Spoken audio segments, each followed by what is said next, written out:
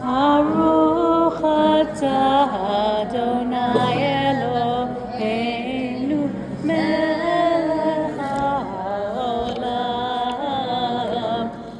borei peri hagafes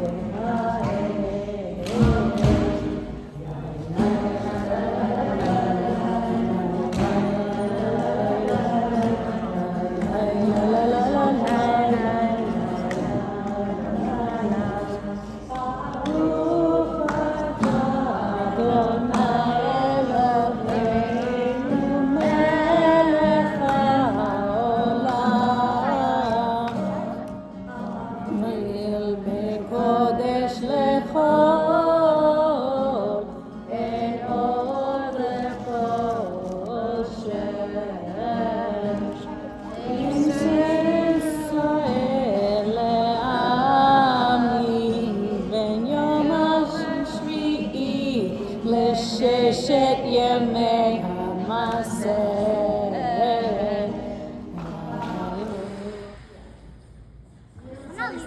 Oh, Solly's saying, but he's going to share something. Go ahead. So usually I'm not allowed to play catch in the house, but when Sagaba's here, I'm allowed to play with him. Sweet. We always had a convertible every summer because my dad loved convertibles. And one day I wasn't driving yet, and somehow Dory was home for the summer, and she got to drive the convertible because that was our spare car. And all of a sudden, I had a chauffeur service. It's like anywhere I want to go, Mom, I'll drive her. Mom, I'll drive her. And it was the summer that Dory, I think she relived her Sweet 16 by chauffeuring me everywhere in the city because she wanted to drive the convertible. Do you remember that? Yes. It was a 67 Camaro. So it was a really cool car. And let me tell you, Dory was hot stuff when she was driving it. So, and I want to also add, later, when I was learning to drive, Dory was the one who taught me to drive. Remember that, Dory? That's right. So we drove around our block, I think it went at least 30 times. But eventually I figured out how to make right turns and left turns. So I think you did a good job. Thank you.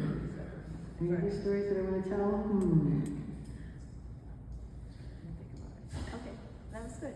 Maybe somebody else has a story. Stories? Come on, Mom, you have to know something about it. You know what I'm saying? There's Nancy. Go get it, Eric. You do all the speaking. Can you stop it? Okay, so for those of you who have not met yet, my name is Eric. I'm here with my wife Mary. We're here from Indianapolis. So I will share with you 3 stories that span probably 50 years.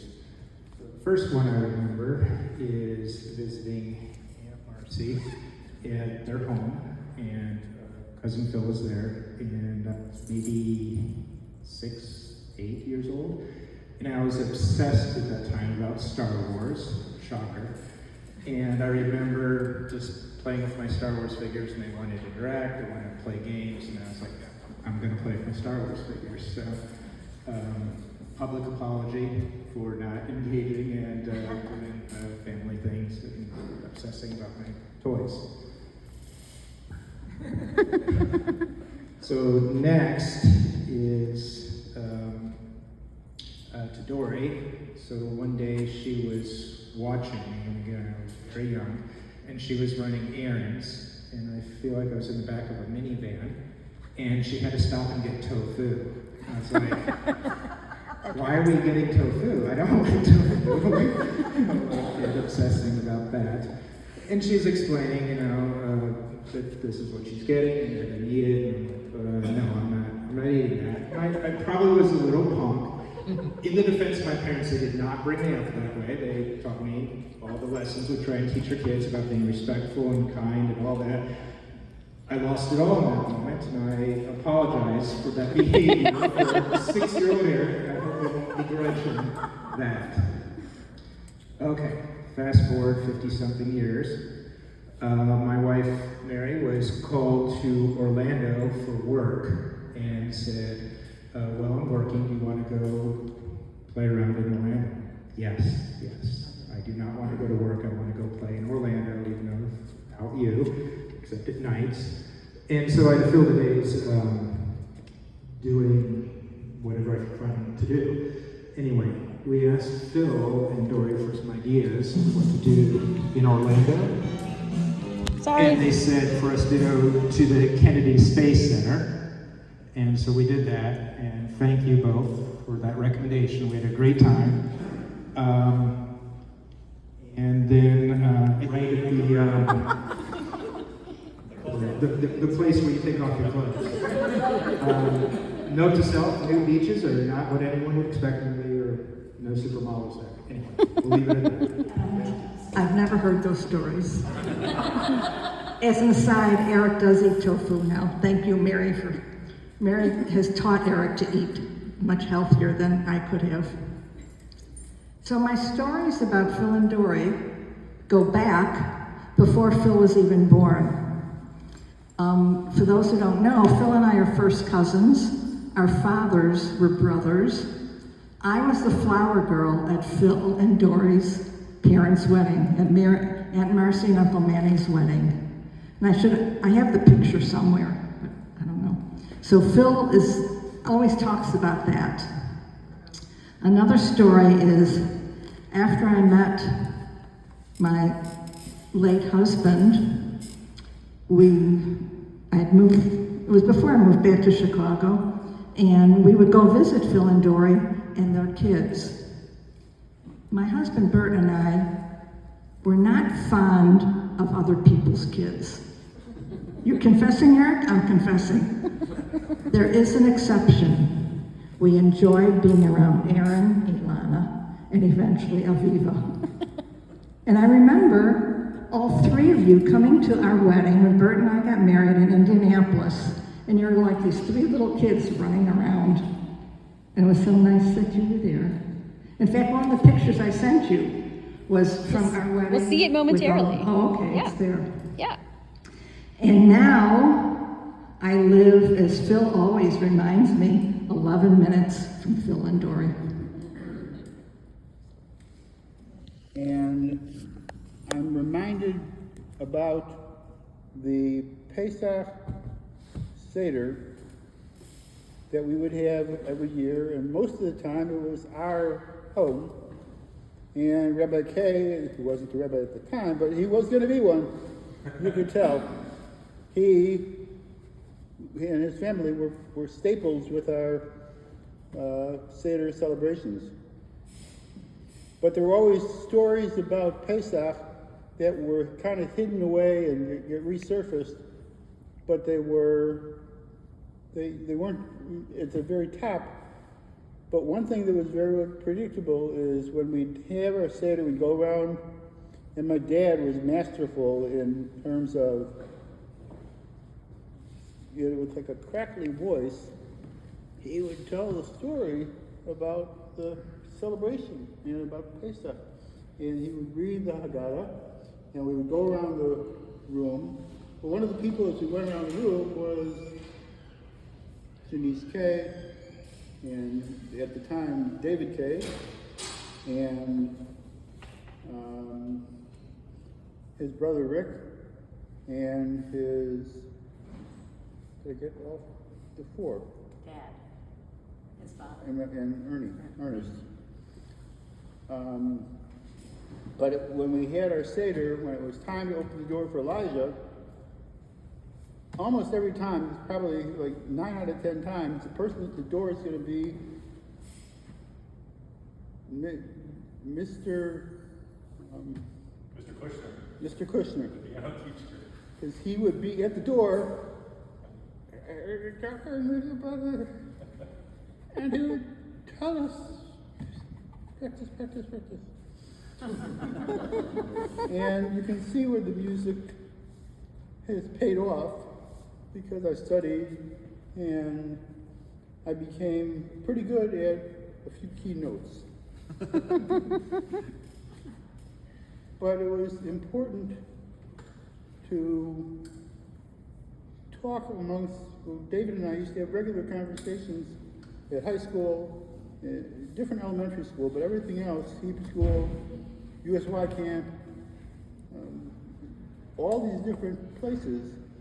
But Mr. Kushner at the door of the Seder was a forever memory, indelible as it will be. The other one I want to talk about, so you'll have to share this with her, but I thought about it. I think something that Eric said was when Eric was with a friend, we suggested they go out to the beach because they should see the plane, the airport, the rockets taking off. And you couldn't always get it at the right time, but if you planned ahead and watched the calendars, you could see a launch from the beach at Cocoa Beach. And what he didn't know at the time was I used the go see the launch, go see the rocket, as an evaluation that I would have about these people that were coming through with Eric. And there was one girl in particular that didn't pass our test, and then another one, Mary, had flying colors. But one of the other interesting things about that was I used that criteria when I met Ariel, and we added to a component. Is not only do you have to pass the test at the beach, but we're going to bring you to the Blue Man Group and watch how you fit in with us. And I don't know if Blue Man Group is even around anymore, but we look forward to when people would bring friends. We would get their actions as part of our memory. So that's 2 stories. I'm going to save the other one for the first later. time. We didn't just go to the beach and watch the rockets. We actually went to the Kennedy Space Center, and you could sit in a simulation of the rocket. And my wife always had this fascination with space camp. That was like something that she had always wanted to do. So it was very fortuitous that we had that sort of opportunity to recreate that. But I remember talking with my dad right after we did the simulation, and Ariel came out, her face was beaming. That was so cool, that was neat. And I said, hey Abba, what did you think? He goes, it was just a lot of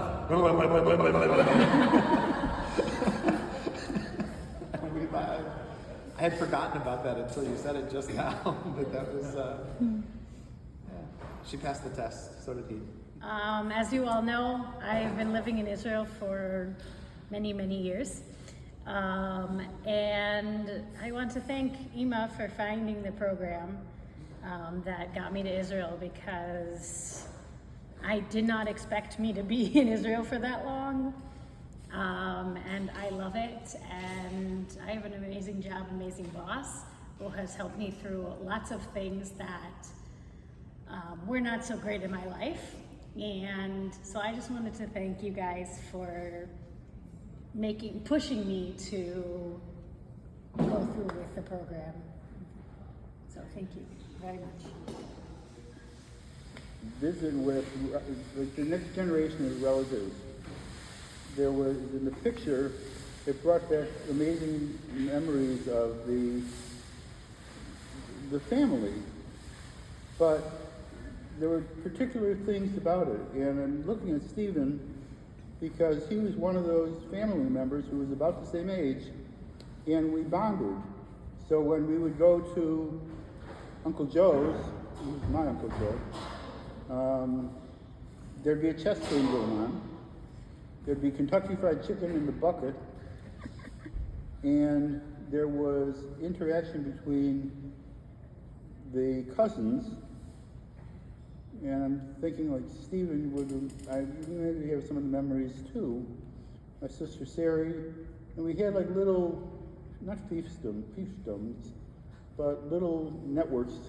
So we would talk to each other, but it was those weekend, Saturday or Sunday, go back to the area of the Chicago that we didn't go to that much. But it was something that I'm remembering a ton of memories that go back to Sari and Stephen and a whole bunch of people who aren't here now. But I just want to thank God and thank family for good times, good health, peace in the earth. And if you come across things, Stephen or David, and I could go back to David for a second, one of the things that the mile, he had it like a mile and a half, and we sub our guitars, and we get to the folk music club classroom, and we play folk music. Now, if you've ever heard Rabbi Kay play folk music, it's heavenly.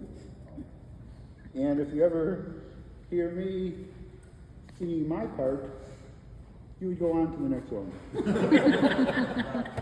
But there was a Christmas time, it was December celebration, and one of the songs that I worked on hard was Phil Oakes. I'm trying to remember the name of the song, Phil Oakes, and my mind went blank on the name. She knew I was nuts. So Sarah, if you're out there listening, thank you for being a great sister, older sister. And the interaction between our family and the Kays is something that I can't express enough in words, but it's priceless. And I could go around to all of the people here and remember stories. I'm not going to do that, but I just wanted to share a few that came to mind. And thank you. Bill, I married into this wonderful family. So one of my best memories of Pesach was during COVID. And we had Phil, Dory, and Alana, I think you were there. And it was the most ruach singing. And oh my gosh, we had to learn that tune that Dory was singing. And we still talk about that tune, and we try to incorporate it going on, but it was very limited. And it was only Sandy, me, and the three of you. I don't even know if I have any children home. Nobody knows. Okay, it doesn't matter, but you I guys. think one of your daughters was there. One of them must have been now. I think maybe now, but yeah. Yeah, it was very Because cool. it's been nice, so every Shabbat, he'd pick her up and bring her over to our house, and we would spend the weekend together, which was great, because as adults, you don't really spend that much quality time with your siblings. And And so one day, we took her down to the beach in Hummerock, which is south of Boston. It's on the shore, but it's by the ocean. And we did Havdalah down there. Remember that? So anyway, It happened. was Elvis with us? Yes, and Elvis was with us. And A dog. A dog. And we would get in we had a wagon. We would pick Dory up, and there was like an ice cream store that was like like a mile away from Brandeis, which I know Aaron partook of it too. Did you? Dairy Joy. So I don't know, maybe first grade, maybe? I don't know. My sister would do gifted once a week, and my mother would keep me home, and we would cook, but we would play with like measuring and stuff like that while I was cooking. And I was my first year of college. We got to the fraction lesson or whatever, and the teacher was like, these people were struggling with fractions, and so she heard me talk. I was like, why don't you come and teach the fractions? You really do know it. So thanks to my mother from the cooking and playing with measuring cups and stuff like that, that my first college math teacher was impressed because I could teach the course because of what she taught me. So. So sweet. Talk about Dory. I was going to write a poem. In my class, we were supposed to tell about interesting stories, and I was going to write a poem. And I have the first line, but I haven't finished developing it. But Dory was, the past couple of weeks, we've had a lot of activity because the news is so awful. And somewhere along the way, Dory said, it's just yuck. It's just yuck. So I latched on to that and started the poem that says something like, we have too much yuck. And it really is good if you knew who you were talking to. And I forgot the line, but I wanted to talk about Dory the fish, who had too much yuck that I have to work on the poem, but there's the image of yuck. When I used it with my instructor, she said, I know exactly what yuck means. So I'm not going to be able to develop that poem for tonight, but there's an element of it. What I want to talk about is... You can incorporate your duck. Or maybe with her you're stuck. The story I want to relate is there was a celebration of birthdays at my parents' senior members, and I brought Dory, and she was new, being checked out by my grandfather in Connected Pieces. And we went to the Shed Aquarium, which is one of my favorite places to go. And we went from the Shed Aquarium to an area of grass that overlooked Lake Michigan. And Dory was someone I was dating, but we weren't really involved yet. But by the time we were done with our date, we were pretty committed and connected, and it was just amazing that it happened so quickly.